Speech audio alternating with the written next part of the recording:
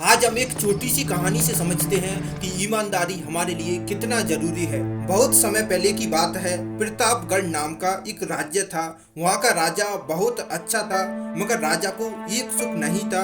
वह यह कि उसके यहाँ कोई संतान नहीं था और वह चाहता था कि अब वह राज्य के अंदर किसी योग्य बच्चे को गोद ले ताकि उसका उत्तराधिकारी बन सके और आगे की भाग दौड़ को सुचारू रूप से चला सके। और इसी को देखते हुए राजा ने राज्य में घोषणा करवा दी कि राज्य के सभी बच्चे राजमहल में एकत्रित हो जाएं। और ऐसा ही हुआ।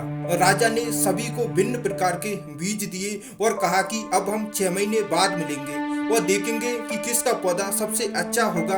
महीना बीत जाने के बाद भी एक बच्चा ऐसा था जिसके गमले में वह बीज अभी तक नहीं फूटा था, लेकिन वह उसकी रोज देखभाल करता और रोज पौधे को पानी देता था। देखते ही देखते 3 महीने बीत गए। बच्चा परेशान हो गया। तभी उसकी माँ ने कहा कि बेटा धैर्य रखो, कुछ बीजों को फलने में ज्यादा वक्त लगता है। और वह बच्चा पौधे को सींचता रहा। 6 महीने बीत गए। राजा के पास जाने का समय आ चुका था, लेकिन वह बच्चा डरा हुआ था कि सभी बच्चों के गमलों में तो पौधे होंगे और उसका गमला खाली होगा। लेकिन वह बच्चा ईमानदार था और सारे बच्चे राजमहल में आ चुके थे। कुछ बच्चे जोश से भरे हुए थे क्योंकि उनके अंदर राज्य का उत्तराधिकारी बनने की प्रबल लालसा थी। अब राजा ने आदेश दिया, सभी बच्चे अपने अपने गमले दिखाने लगे, मगर एक बच्चा सहमा हुआ था क्योंकि उसका गमला खाली था। तभी राजा की नजर उस गमले पर गई। उसने पूछा कि तुम्हारा गमला तो खाली है। तो उसने कहा, मैंने इस गमले की 6 महीने तक देखभाल की है।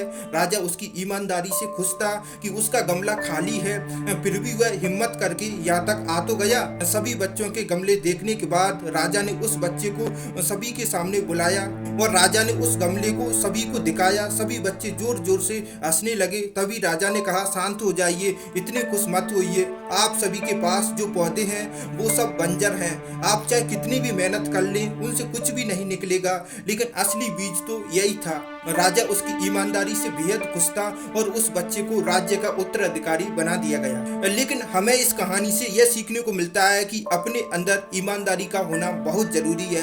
अगर आप खुद के साथ ईमानदार हैं तो जीवन के किसी न किसी पड़ाव पर सफल हो ही जाएंगे।